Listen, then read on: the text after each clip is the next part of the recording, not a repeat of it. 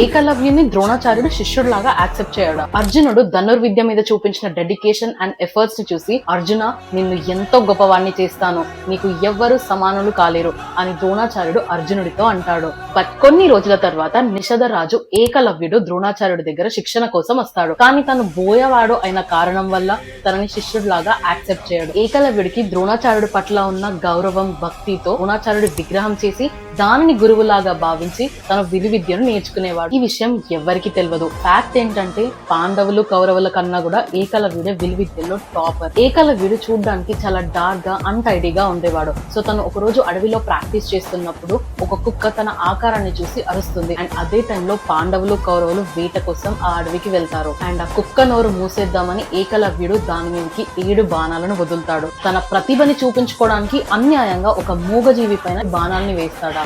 ఇది అసలు కరెక్టేనా? మీకేమనిపిస్తుంది? కమెంట్ చేయండి.